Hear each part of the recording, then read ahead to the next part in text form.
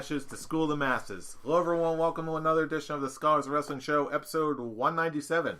I'm your man behind the microphone, Scholar Jeff. To my left is Scholar Bryan. And don't let this man fool you. He sounds calm right now, but when we get to a certain point in the show, it's going to pop off. I have absolutely no idea what you're referring to, other than it being a very exciting and eventful week in the world of professional wrestling. Yeah, no doubt. I'm not saying that I'm not saying you're gonna pop off in a bad way. I'm saying you're gonna pop off in a big way. I have no idea what you're referring to. I can't possibly imagine. I mean, you have no idea, but our viewers know.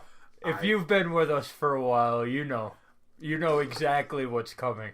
I couldn't possibly imagine, but I guess we'll discover it together as we start talking about Raw and SmackDown. But first, there are a couple little other tidbits we need to kick this show off with. In a little segment we like to call Backstage News. Meh. I wouldn't say meh. There's quite a lot of things to be happy about because wrestling is fun. Maybe. Including, just breaking news this week, we've got Mark Henry going into the WWE Hall of Fame. If you're looking at statistics, then this might give you a huh? But when you think about the backstage manner of this guy and the people that he's brought in and had the WWE give an opportunity to, this makes all the sense in the world. Oh yeah, this is actually awesome.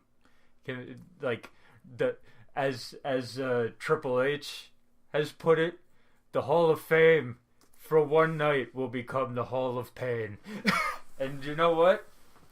Cool. All the kudos. Do it. All right, that was one. What was that? 2009, 2010. That was one of the best storylines of that year. Mark Henry, the Hall of Pain, and also, okay, you had guys on Twitter like Kevin Owens and Braun Strowman saying that basically Mark Henry was the one who gave them the shot, who took them under his wing when they got to the WWE and were like, hey, look at this guy. And Mark Henry did that. So really, okay, did he have a stellar in-ring career for the WWE? Maybe for about a summer. Maybe for about a year and a half or so. I've got to praise him a little bit more than that. Well, I'm not, well, you know what I mean. It's like... Yeah, at a top level... At a top level, Mark Henry was one of the guys for about a year and a half. But he was always a guy who would put younger talent over that they were building up. And when you hear about what he did backstage and how he's helped a whole bunch of people, yeah, put him in the Hall of Fame. He's done great things. And not only just that, this is one and of that retirement promo should put him in the Hall of Fame just for that fake out. That might still be the greatest thing I've ever seen. That's people. As soon as this was announced, I kept seeing people all online saying, "Okay, for his Hall of Fame speech, he has to come out in the salmon suit again. He has to come out in the salmon suit. Okay, he's got to cut. He's got to cut that. He's got to cut that same promo, except leave out the fake out at the end. The fake out might have been the greatest twist. That was amazing. That I have ever seen in my time watching the WWE. The greatest twist ever when he's shaking John Cena's hand and then he brings him in. Like, it brings him in for you think he's throwing him in for a bear hug? No. World's Strongest Slim. And he's like, that's what I do! I got a whole lot left in the tank. And you know what? Alright. Just for that twist alone and that great promo, okay, Hall of Fame worthy right there. Yeah, not for nothing, just through sheer volume of stuff he did during the Attitude Era and beyond, and just not just being consistent, but also actively improving the entire time that he was with the company. I mean, this is just staggering. So much so that, yeah, as soon as it was announced, I figured, you know what? It's about time. He deserves it. I just hope that they don't try to make a joke out of it and do something stupid like the hand inducting him into the I don't think they're going to go that far. I really hope not.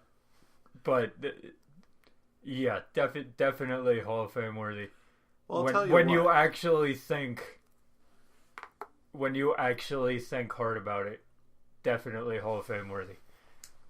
Well, on that note, since we're talking about Hall of Fame, and since it looks like the people who will be inducting whom here are starting to slowly be announced. I love the fact that Edge and Christian are inducting the Dudley Boys. It makes all the sense in the world, and it does. Do the Broken Hearties show up on the stage as well? Who knows? I doubt they'll go that far, but as a scholar's quick talk, if you had to pick someone to induct Mark Henry into the Hall of Fame, who would it be? See, that's a problem, because I really don't know. I know who it shouldn't be. I know it shouldn't be Michael Hayes. I'll tell you that. I did not think of that. Yeah, it really shouldn't. Mind went. It really shouldn't. That's why I doubt it will be. Let's see, Mark Henry. I could think of any of his Nation of Domination people doing it. Yes. I was gonna say maybe The Godfather. Yeah, The Godfather. Maybe bring D'Lo. D'Lo is a good one too. See, that's a tough one. Because it's like, he did a lot for people backstage, but like, you never really heard about friendships in the business that involved Mark Henry. You know what I mean? At least nothing that was, nothing specific. That was overt and like out in the open, like, whoa. So, storyline wise, I would go any one of the Nation of Domination people. Mm-hmm. Maybe even Cena with that promo. Hey, it sounds like as much of a possibility as any other at this point. Yeah, this is one of those where it's like, I really don't know. Mm-hmm. That's a tough one, because you don't really know who he did a lot for, but you don't know who he was friends with. Yeah, it seems, from what I understand, it just seems like he was one of those guys who was pretty much well liked and respected by everybody. Yeah. So, any number, that's definitely going to be a big surprise. Like we were talking about with Edge and Christian inducting the Dudley Boys, that makes sense. Yeah. To me, it does. So, as far as Mark Henry, I can't even begin to imagine. I mean, the Big Show could do it. I mean, he was a big thing. He was a big part of that Hall of Pain. That's a possibility, I guess. Hall of Pain summer. Mm-hmm. Because didn't Mark Henry fight the Big Show like a bunch of times and actually put him through? He put him through the ring. I know that. Didn't he put him through a cage? Did he? I really don't remember too much about that period of time for the Hall of Pain stuff. I know that he annihilated the Big Show over and over and over again in different ways. So, well, I guess that's a big possibility then, no pun intended. Because that was also when Daniel Bryan cashed in, right? During one of those Mark Henry Big Show fights. That could have, yeah, huh.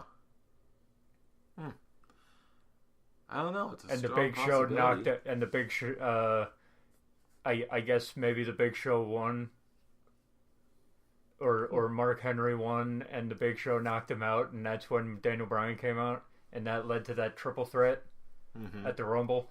You're right. Yeah.